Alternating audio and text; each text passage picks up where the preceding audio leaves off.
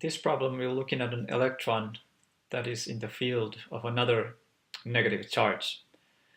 And we are asked how fast the electron will be moving when it's very far away. So we have our negative charge here. It's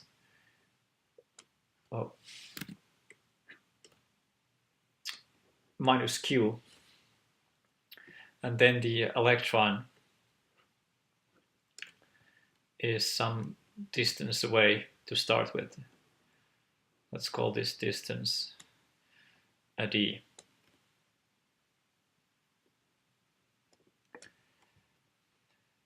Now, because they're both negative, there will be repulsive force between the two, and the electron will start moving away from the negative charge. And but before it does so, it has some electric potential because it's under the influence of the field from this other charge, and the electric potential is k times q divided by r. Oh, in this case we have d, and in fact we have a minus sign here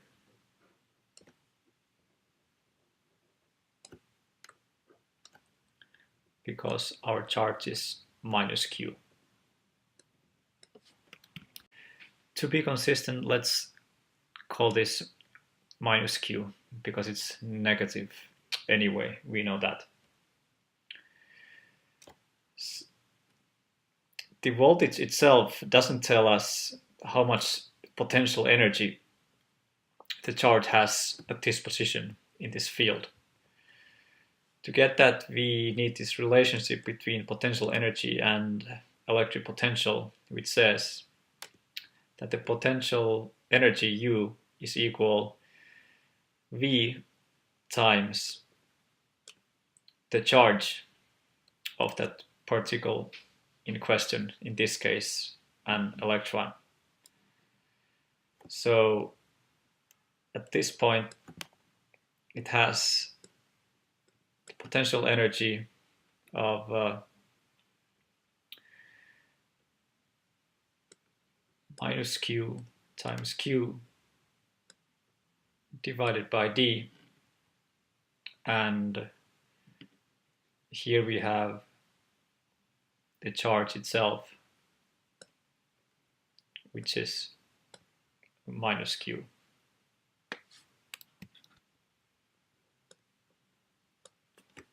We want to evaluate the electron's velocity or speed when it's very far away, which practically means its distance from the source of the field is infinite.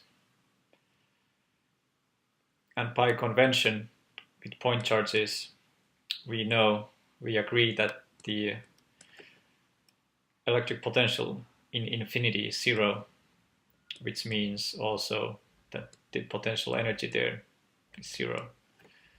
Let's call this point A and this one point B. So UA and UB.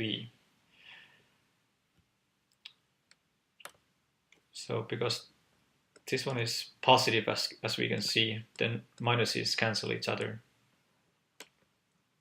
We see that the electron is losing potential energy as it gets further away.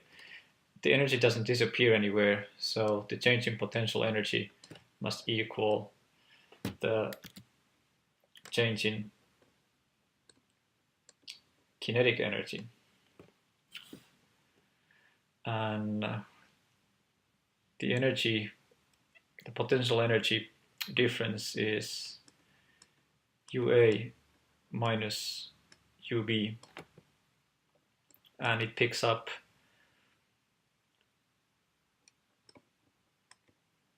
kinetic energy by this amount,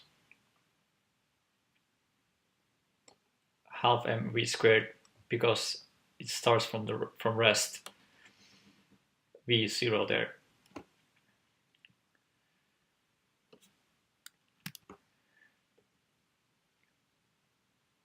UV is 0, so we are left with UA equals half mv squared, and we can replace u by this expression here, k times qq divided by d equals half mv squared. And from this, v squared is 2 times k q divided by d times m, and we take the square root of the whole thing, 2 times k q d and m. Let's put the numbers in to get 2 times 9 times 10 to the 9 Newton meter squared Coulomb squared times the charge, or the magnitude of this charge, which is 0.119 nanocoulombs, times the charge of an electron, which is 1.6 times 10 to the minus 19 coulombs.